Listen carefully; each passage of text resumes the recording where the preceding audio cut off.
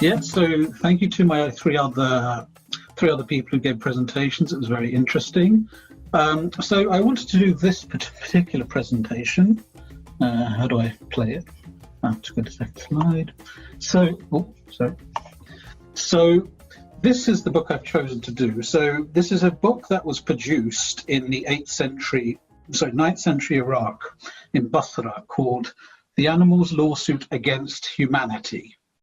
And it was produced by a very mysterious sect, which we're going to go into now.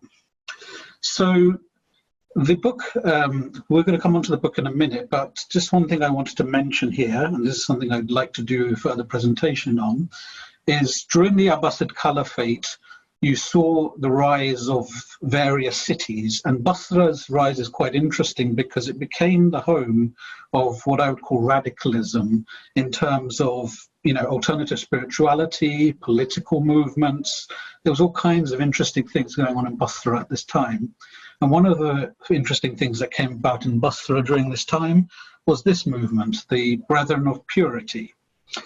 And the thing with the Brethren of Purity is they're very, very influential in early Islamic thought. However, we don't know much about them. That's how influential they are. We don't know anything about them. But they produced something called they produced an encyclopedia, which is on a whole host of different things, different issues, topics, mathematics, spirituality, of course, astronomy, all kinds of things. So they are a really important movement, but all we know about them is from this encyclopedia. It's an interesting time to be in Iraq at this point. So Iraq during this period, sort of Basra during this period, we all know about sort of the golden age and so on. But what we know less about, or what people tend to talk less about, is the fact that Baghdad, Basra became places where ideas came to meet. So Basra was really, so you had Hindu philosophers, Buddhist philosophers, as well as Christians, you had Greek philosophy, all being debated in Basra. And there was a reaction to this, and what you started to see was the development of various philosophical movements, this one, the Brethren of Purity, being one of them. And so they take a lot of influence from early Hindu philosophy, but they sort of they sort of Islamify the ideas. It sort of becomes part of Islamic discourse. And if we talk a little bit about, this movement, they believed in mathematics, symbolic language. I can't actually see what this is. They believed in geometry, all kinds of things. Believed in graduation theory, organisms evolving into other organisms, and so on. But the thing that's most relevant for us, for this story, is they believed in this idea of the universal soul, which we sort of get from Greek philosophy. And that's the idea that there is a kind of one eminence behind everything. So all human beings, all animal, plant, earth life has a soul to it, and that soul emanates from one particular source. And that source would, of course, be a divine source.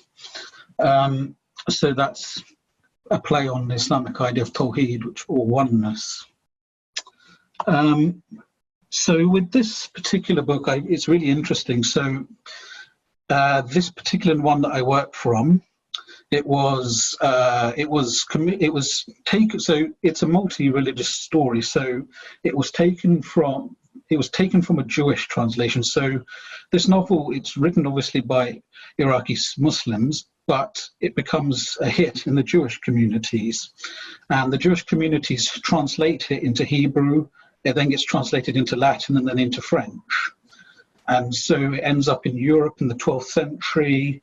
And the one I'm working from is based on a Hebrew translation, but it's what the people who sort of translated this particular version wanted Muslim inputs. They hired an Iranian philosopher to help them with it, and also they hired an Indian illustrator to illustrate the cover. And so we'll go into the story quickly. So essentially, here's the story. A ship on its way to, I don't know how to pronounce that, Masah.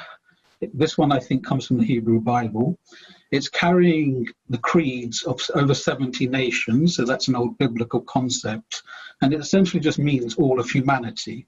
So this is important because it's kind of saying all of humanity is on this ship. It's not about one race or one nation, it's all humanity.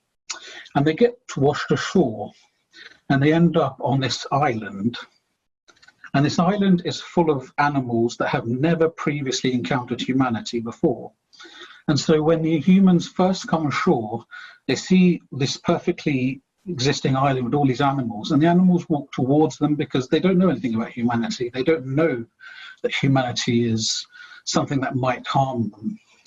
And they sort of see to themselves, well, we've got this beautiful island we're on right now, and this is a beautiful opportunity. Here's what we should do. Instead of like working for ourselves, why don't we take the animals over? Why don't we colonize them effectively? Why don't we make them work for us? And they said, we won't. And there was all kinds of different arguments flying around between the humans. Some said we shouldn't do it. Others said we should. Others say, yes, but we'll be humane in how we do it. What's interesting in this tale is it explores every single philosophical argument you can make about subjugating animals. And so the humans sort of have this back and forth, and they decide we're going to do it. But what happens is the reality of human rule ends up being very brutal, and the animals end up resenting it. And so the animals decide that they're going to not take it anymore. And so they go to the great spirit king, who's sort of the unofficial ruler of the island, and they ask him to bring a law, what we call a lawsuit against humanity. And this lawsuit would be where they put forward an argument about the wrongs of what human beings are doing to animals. And all of humanity has to come before the court to justify why they've treated them this way. And this is really fascinating because you start to see the back and the forth of the arguments. So humans say, well, you know, it's innate. Of course we're going to rule. I mean, look at us, look at them. Our form is pleasing. Theirs is not. Literally every argument you can think of is made. And the animals counter every argument with a really good counter argument. And so it goes with us in that the court case, by and large, doesn't go well for humans. So every argument they create gets defeated. They try to use everything from divine right, so, you know, God made us rulers of the planet, and of course we're going to take over the animals because what we do is good for them, and they counter that with their own arguments about that. And it sort of gets to the point where the humans know they're going to lose the case. And then they come to this one particular argument, which is this.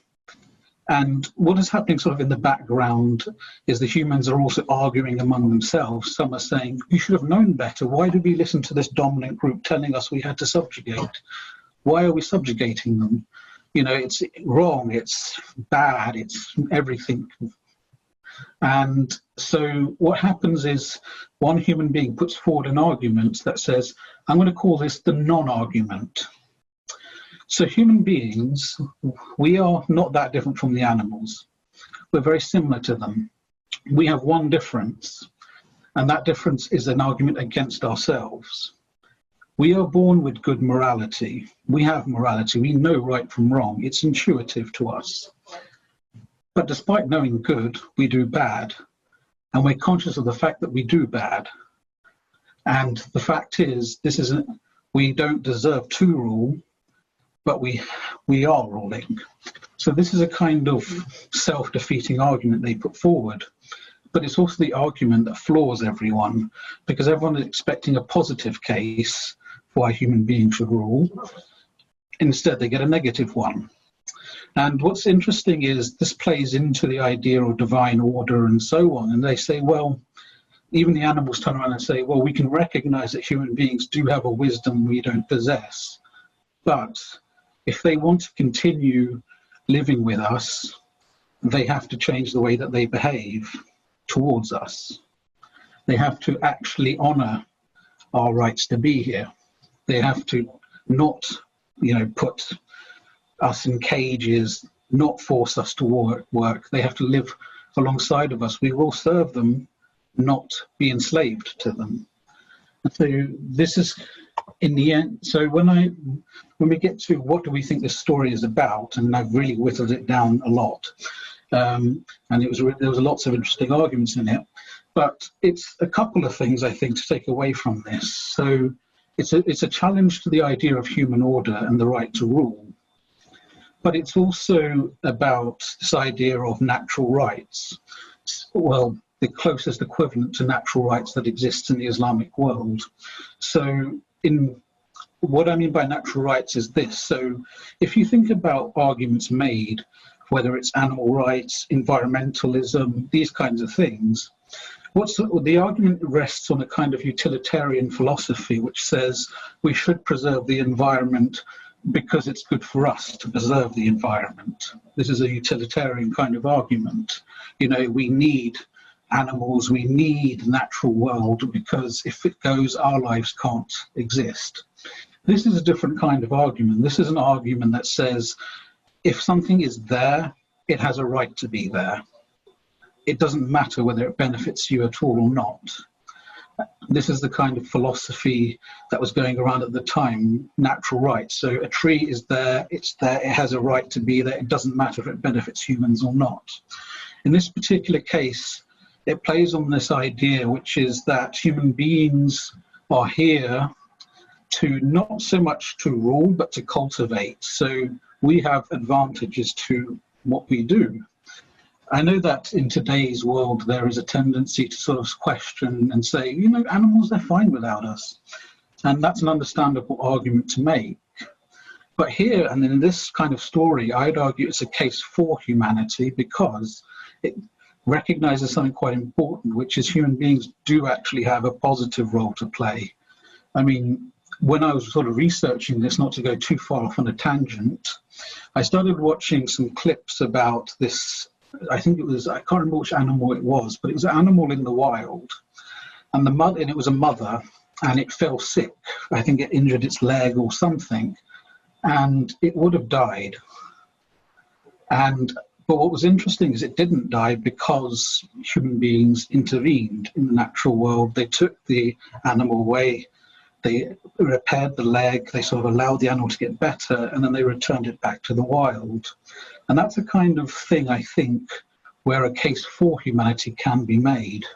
I think there is a choice here about whether you do good or whether you do bad, and that's part of what this story is about. And the last thing I'd say is what this story is about is, to me, it's about the nature of crisis itself. So for me, we're living in a time now of extreme crisis with COVID, and we're questioning what our values are, what we want to do.